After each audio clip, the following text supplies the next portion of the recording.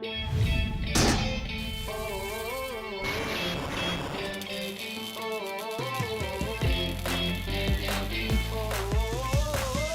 back to an amazing episode of the Third Shield Pokemon Go PvP podcast. Guys, first of all, thank you so much. We have done it. We have reached 1,000 subscribers in just 3 months. Thank you. I really appreciate it. It means a lot, and that's a huge growth. We are very proud of it, and all thanks to you. In this episode, we have the one and only Mewtwo, who is the creator of PVPOKE.com. That's right, guys. If you have not tested out PVPOKE.com, just type it in, PVPOKE.com. We're going to link it in right here as well. But it is the website where you need to, you need to make it your default page if you are serious about PvP, because there you can literally do anything. There's SandBox options, you can battle Pokemons, you can test out anything before you have to spend any dust or make any decisions on leveling up any Pokemon whatsoever, because you can literally set them up even for the new cups, fly cup and everything. You can make adjustments and create your dream team. And then once you have tested it there, you can even play it out on your computer. And if you liked it, then you can actually spend the real Stardust and build a real team in the actual game. And that is, we have the actual creator, Mewtwo, to come on the podcast. He was one of our first guests. Actually, he was our first guest, period. And I'm super happy to have him back 3 months after we started the podcast and just reached 1,000 subscribers. Thanks to you again.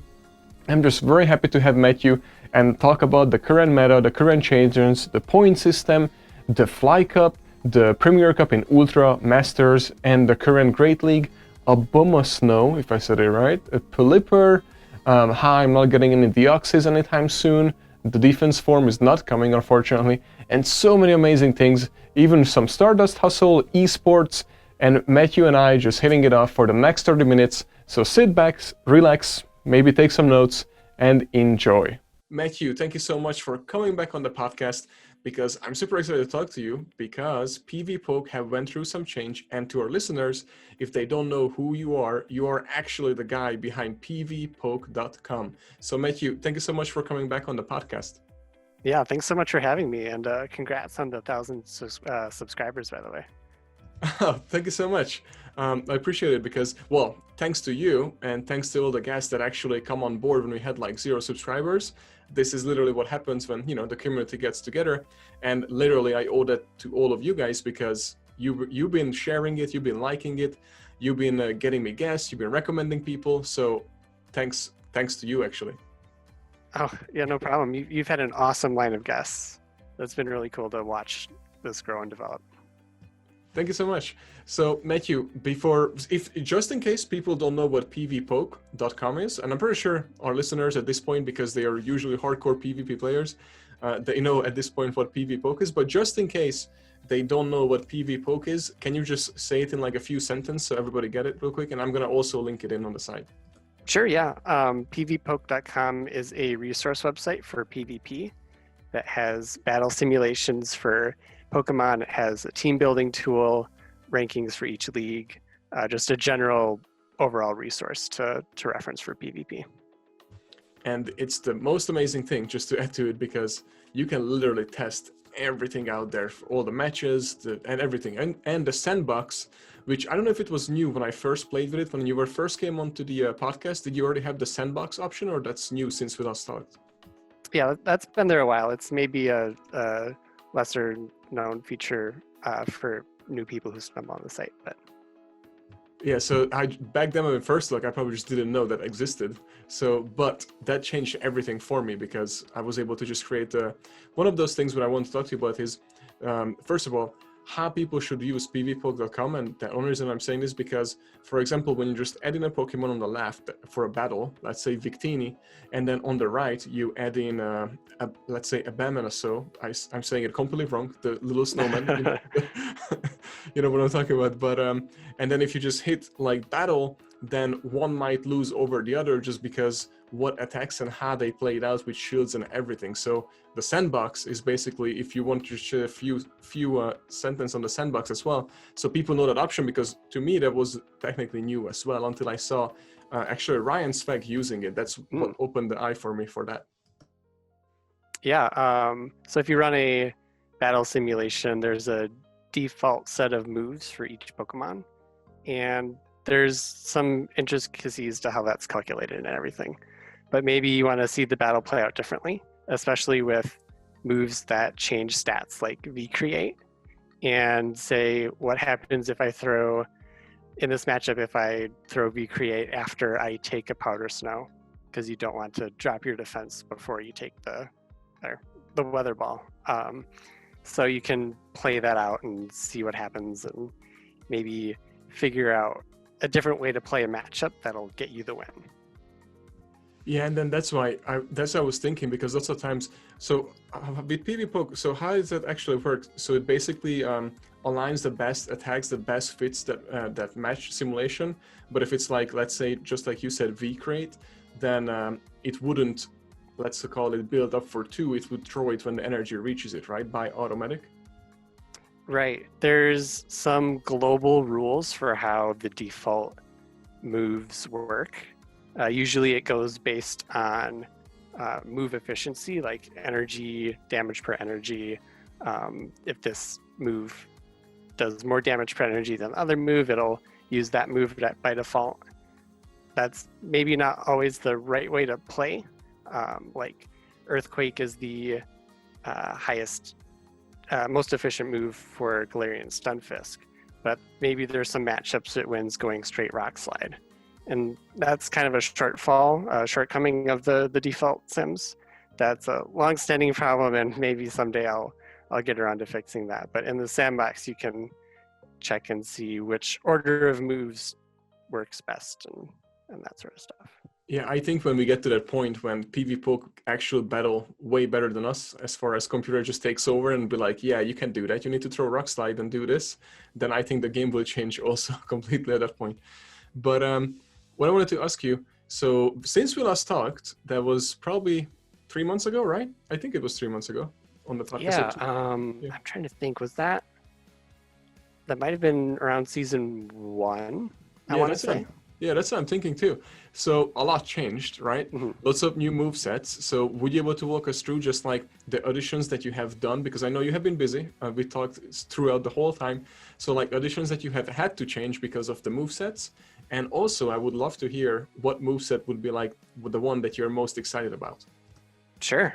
So a quick overview of the update. Powder Snow got damage increased. Hex and Infestation got energy increased. Flash Cannon and Focus Blast were nerfed. And Drill Peck had a slight damage increase. Powder Snow and Hex, I would say, are the two most impactful changes among those. You're seeing Obama Snow. Frostlass is also much more dangerous. With Hex, you're looking at Driftblim. With Icy Wind is going crazy now. You're also seeing Alolan Marowak with Hex and even Fire Blast, which is pretty fun. So those are all they're fairly incremental changes, but the impact that these changes have been pretty big. And last season you used, I think, a lots of what was it? Or you actually loved using it because I saw it on Twitter. The birdie, I can't remember. Oh my god, it has Thundershock. And, Zapdos. Zapdos, Yeah. there we go. I couldn't remember the name. So Zapdos Drill Pick. So how much is that changed now? Because the Drill Pick got a little buff, right? It did. It's a little better. It still falls short. Shadow Zapdos still loses to Meganium, which is a weird matchup. Like a flying type should beat a grass type, but Shadow Zapdos is just that squishy. Unfortunately, the improved Drill Peck is still not quite enough to get it over that hump, but overall it's a good improvement. And Empoleon also really enjoys having Drill Peck too, and that could be big for Ultra League Premier Cup. Oh, I think that's going to be huge. Oh yeah, I totally forgot. We will have actually a Premier Cup in Ultra as well. So that's going to be interesting. But good news is I never really use Legendary, so I'm okay either. You've been playing Premier Cup already. Yeah, exactly. But before I get there, so it's interesting you said that actually it loses to Meganium. The reason I'm asking because I'm saying because a very cheap option that got an upgrade now, Pelipper, that actually wins against Meganium, which is kind of like a surprise. And well, and just how good it got. Have you used one yet or no? I haven't used it yet. I've seen your post on it though. Have you been having pretty good success with it? Yeah, it's been fun. I think I have 2 more sets tonight, so I'm gonna finish it up. But so far, I have not went negative, so it might be a good team to climb with just now. But who knows? Because the meta is all over the place. It's like the Wild West. Um, Yeah, it's pretty crazy out there. Yeah. What are you using? Let's start with this. What was your best team that you liked the most? Not necessarily the best performance, but the most enjoyable. Because I have my whatever I climb with that I hate actually because it's just meta, right?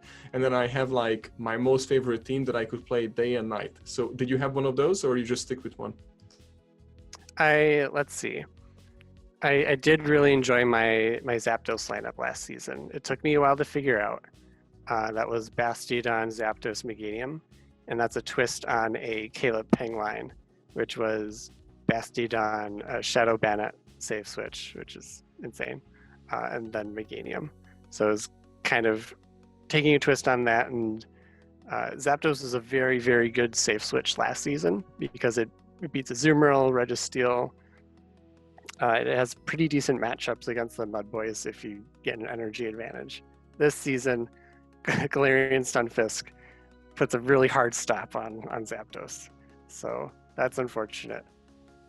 But this season, and it's a team I've used back in season 1, Skuntank, Deoxys, Azumarill is kind of my comfort line, my bread and butter, so to speak. Skuntank is a really fun pick. It's like a Jabby Umbreon. I don't know. It has a good matchup against Azumarill, so that's why I enjoy it. Yeah, I saw that you posted with that, and I just not fan of Skuntank for some reason. It's just like some of those Pokemons when you have you are like, yeah, I don't want to play with that. You know what I mean? And it's kind of like feels that to me for some reason, but I know it's good, and I saw your posts, so I'm like really eyeing on it, but I haven't tested it. But since you mentioned Deoxys, let's tell everybody who's listening how you ruined my day today. By telling me. Right. I'm sorry to break the news. Unfortunately, so Deoxys is coming back shiny for the second Ultra Bonus week. Unfortunately, it is only normal form Deoxys. Defense form Deoxys is going missing, gone. And you can't trade Deoxys either, so hopefully there will be a chance for newer players to obtain Defense Deoxys at some point, because it's a pretty good Pokemon. Yeah, I've been trying to get that since I started playing, but you know what I was thinking is, well, the normal form, is it even any good for anything, or it's like, yeah, no, it's really not relevant at all, which is really unfortunate. So just one of those trophy Pokemons that you get a shiny and then yeah, I have one. Yeah, it's not even attack form Deoxys if you want to run it for the memes. It's not memey enough. Wow, great. So what I wanted to also bring up that, well, first of all, did you ever look into the current point system with the season, with the adjustments that they made, or not yet?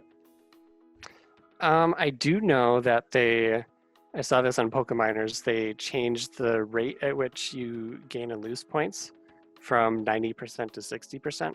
So your good sets are gonna move you up slower, your bad sets are gonna move you down slower. It's gonna be a longer progression over season 3.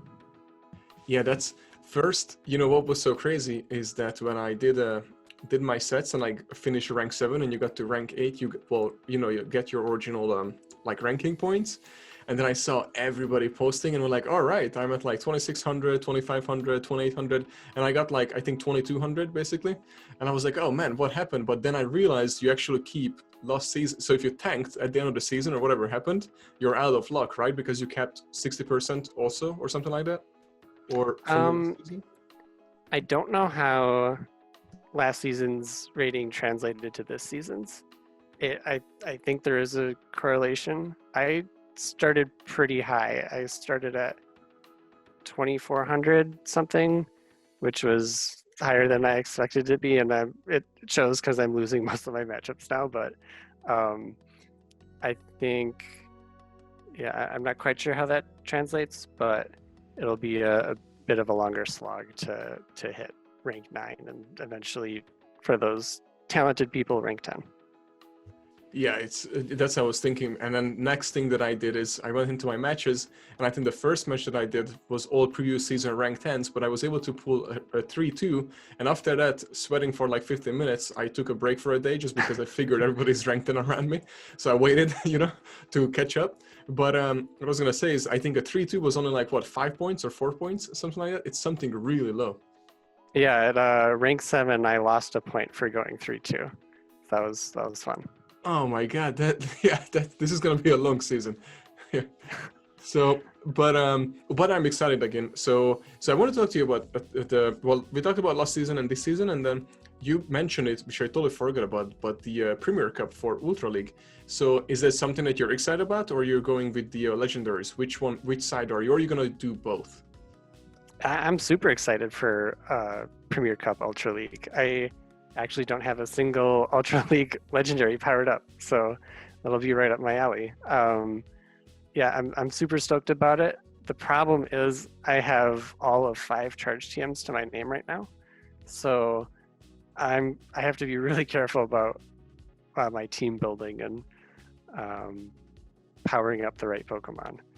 It looks very exciting though. Looks very diverse, lots of fun options, and there, as far as I've found, I don't think there's like a power core like Azumarill and Registeel were in season 2. So that'll be interesting to see how the meta plays out and how people react to certain picks. Yeah, that's gonna be awesome. I'm excited, and especially because now Shadow Gengar is gonna be sweet. So I can't wait for that one. Right, you were wrecking with that at the end of season 2. That was awesome. Yeah, I couldn't believe it. So because the Premier Cup, I had nothing. I mean, Masters League, so I was literally just falling straight down. And then when I got back, Gengar came out and Ultra League came out. I just went straight up. The same, just as fast as I dropped, I went back up. So that was awesome. I really enjoyed Shadow Gengar, and I cannot wait to use it more. That's literally my favorite. So even if it didn't work out, I would have made it work somehow to be able to use it. That's how I feel about it. But awesome. What is the move set that right now this season in Ultra possibly you think we should be watching out? Is it also Hex up there, or what would be like one thing that we should watch out in Ultra League, you think? Yeah, Drifblim in Ultra League looks pretty scary. I don't think... I'm trying to think of prominent dark types in Ultra. There isn't like a big tanky Umbreon out there. So I think Drifblim is relatively threat-free. There also aren't a whole lot of steel-type tanks. There's no like Ultra League Bastiodon to stomp it down. So it looks pretty exciting. Perfect. I just got my lucky, really good IV Drifblim from actual Linden. He traded to me, so That's awesome. I'm gonna able to level. I didn't have to spend money. I mean, Stardust on the second move because you already had it. Win. So as far as the current week, so we have the Dragons. So I'm not gonna say its raid boss name because I just cannot pronounce it. So you might have to help me out and say the name. But is that any use of raiding or PvP? Yeah. Let's see. I think good PvP Pokemon to get Dragonite for sure. You definitely want one if you're gonna do Master League Premier. It's pretty niche in Great League. It's like a mini Altaria, but it's fun in draft formats, for example. In Ultra League Premier, it also looks pretty good, especially if people are thinking like Swampert, Venusaur, Charizard is a good team to run because you'll just sweep them. And Altaria obviously is a Great League staple. It's maybe on the downturn this season with the Galarian Stunfisk and Azumarill and Abomasnow running around. There's Garchomp is another fantastic Premier Cup pick. Has a future Mega Evolution, so that's very exciting. And If Dino existed, then I would say Slilas is also a pretty neat Great League pick too. But good luck, apparently, on hatching those. Have you hatched one yet? No, I used a grand total of 1 incubator. I hatched a Swablu and decided I'm good. Yeah, I did hatch one, not China or anything, but I did have, every day I do use 9 incubators. That's basically my thing to do when I walk. So, but so far in 3 days I only hatched one. Oh, wow, well, that's one more than I think most people, so that's awesome. True, and then I also saw basically, you know, just like how maybe what, like 3 to 5 people also got 100% Shadow Mewtwo, and then the rest of the Verd got a horrible Ivy. What was yours, by the way? Let's see, my Mewtwo is pretty solid. I think it's a 91%. My birds turned out decent. My Articuno's a pretty good fit for Great League, which is neat. Zapdos is really bad for Great League, but it looks like it'll power up well for Ultra League, which I'm fine with because I already have a Great League regular Zapdos. And then Moltres is Moltres. I don't know. Yeah, I don't know anyone who uses really Moltres besides maybe for fun. As far as so now that of course the season started, and I think because of the meta change and everything, lots of people changing Pokemon, just like Pokemons that we haven't used, or even most people never use them just because last season they were irrelevant or didn't exist, like, you know, Stunfisk, which completely shaped everything.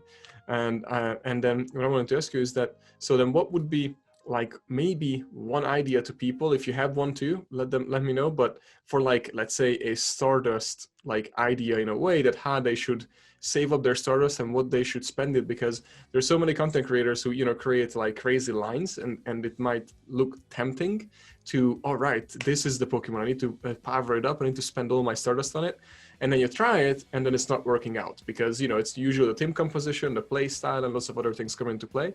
And of course, pulling down on that lock machine anytime you click on battle, you know, because it's Right. a random pick. Yeah. I would say like the golden rule for all of investments in Pokemon Go is to not power up something until you know you're going to use it. I saw a lot of posts like after GoFest about Shadow Pokemon and should I purify this or power this up? Should I double move this? And a lot of very expensive stuff. Like you could lose all your Stardust in a few clicks of a button. But make sure you're feeling really confident in what you want to power up, and that you're going to use it right then and there. I think some really safe picks, future-proof picks. Deoxys is a pretty future-proof pick. It's so good. I'm sorry. You'll get one someday. I would say Azumarill's been meta for almost 2 years now. Could they swing the Nerf hammer? Maybe. Azumarill's a very safe bet. I think a lot of the starters are really good, cheap investments. Meganium, Swampert, Charizard in Ultra League. Those are really good investments. Yeah, those are good basic starting points that I'd say. And Galarian Stunfisk is also, it'll probably be here a little while until, you know, the next steel type that takes over. But Yeah, that's, I mean, for sure. And thank you for that, because those are, besides Deoxys, of course, is what most people can invest into. But with all this and the changes, I wanted to bring this up because you mentioned it, that Azumarill have been meta for so long that it might not change. And I don't know, I'm literally just like shooting in the dark. My question is that what do you know, or did you read anything on Pokeminers, or maybe you have your own idea on this? But when they during the Go Fest, they had like a little glimpse of letting us know that they're gonna raise our level gap, our level cap to level 50. So in my mind, all of a sudden I was like, oh, the meta gonna change completely. But I don't know, again, because I don't know if that's gonna change the IVs. It's gonna change, let's say, from Azumarill max out at 40, does it gonna max out now at 50? Or how is that work? Do you have any idea or any thoughts on it? That's a great question. I think, yeah, there's a lot of question marks around that, depending on if player levels also result in Pokemon levels, which for me, I'm hopeful that it doesn't, because that will mean more work. But if it does, the level scale from 35 to 40 is a lot smaller than the jump from like 25 to 30. So 40 to 50 probably won't be that much of an increase in power level. I don't think it'll change the meta too much.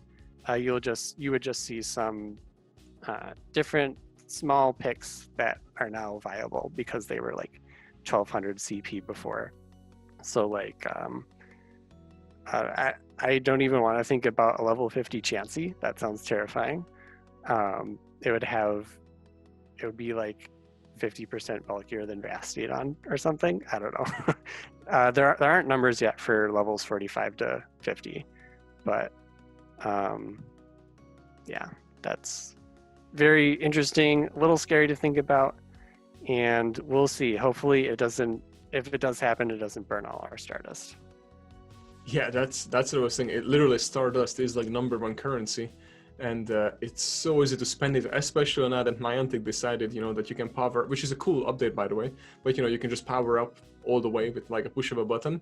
But it's also dangerous because it's so easy to max out anything. Oh, that reminds me, I totally forgot. So what I saw on Twitter, I don't know if you've seen this, but one person had a 100% Shadow Mewtwo and then posted it on Twitter and then asked people that, hey, I haven't been playing, I just came back and I caught this, and do I purify it or what do I do with this? And then the people on there commented purified jokingly, and the person purified it, replied back, okay, and then shared the picture, and then all the people replied back, oh, I was just joking.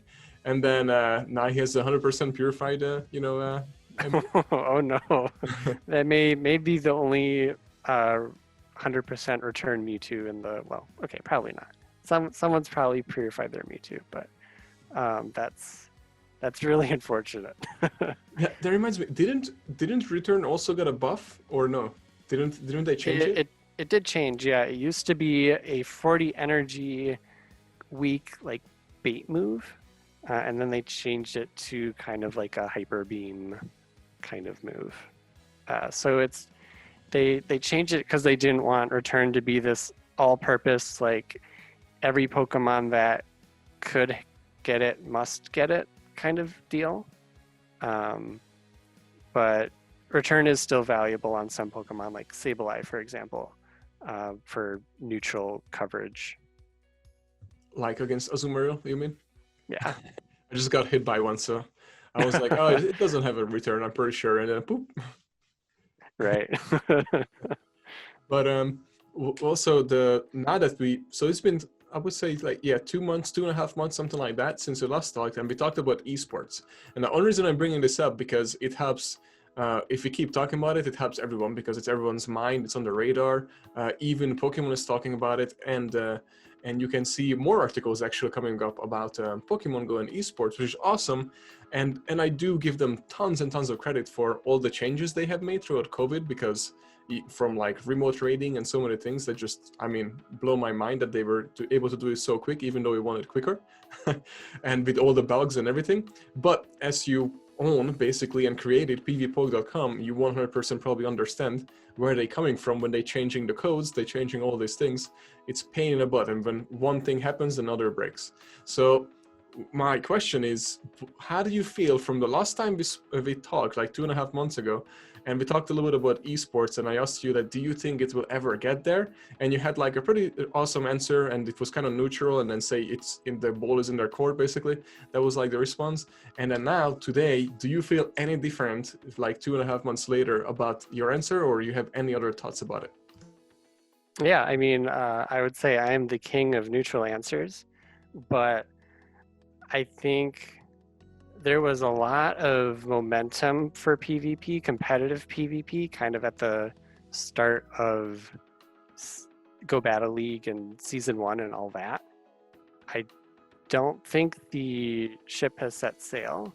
I do think there's a lot in the game that needs to be polished first before they move into any kind of e-sport space.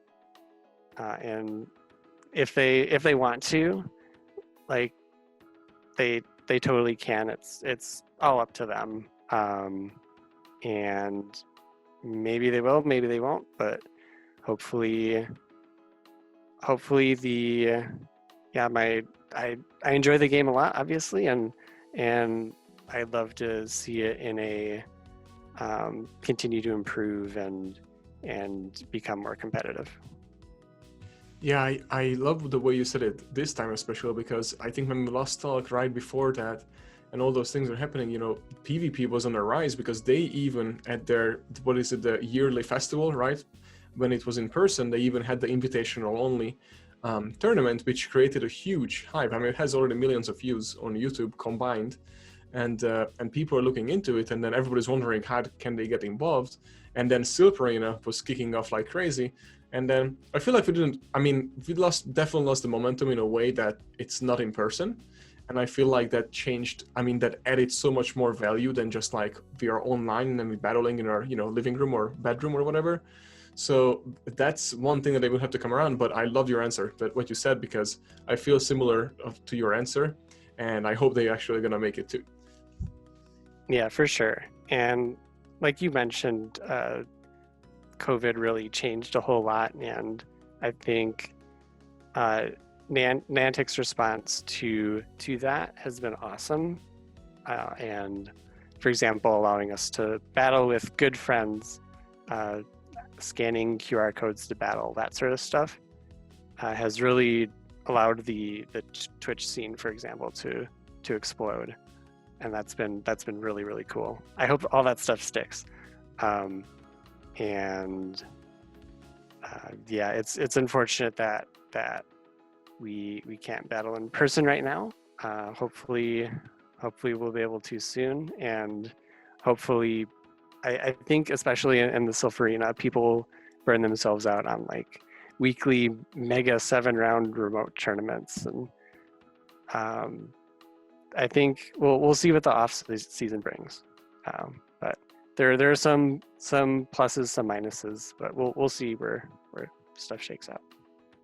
Yeah, and also we talked about this, I think, the last time, because I think at that time we read it that Premier Cup was happening, and we just mentioned it a little bit. We didn't know what it's about at that point, but we were just thinking. You brought this up. I think that it would be cool when I asked you what would you change in the game or something, and I believe you have said that you would love if they would have some sort of a cup or different than just the Go Battle League, like similar to Silver Arena.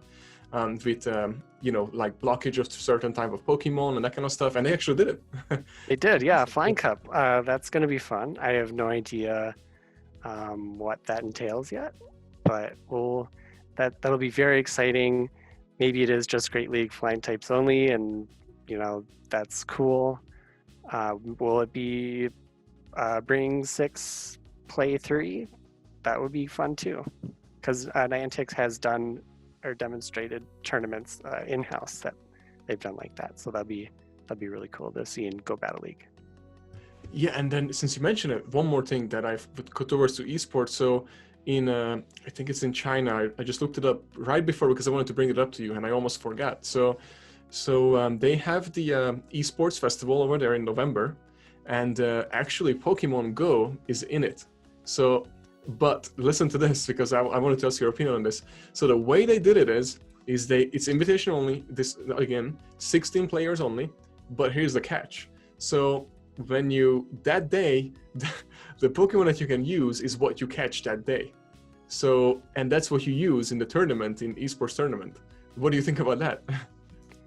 That is really interesting. An idea I've had locally for a little bit that I've wanted to put to the test, but I haven't been able to, is the bug catching contests, like in the gold and silver games, where you say, all right, everyone go out, catch for an hour, and the Pokemon you use in the tournament have to be caught, during that time period.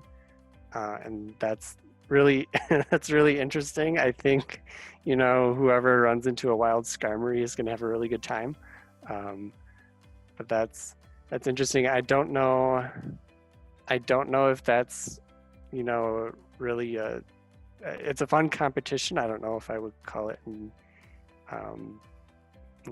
competitive from a, even standing standpoint, but that's very fun.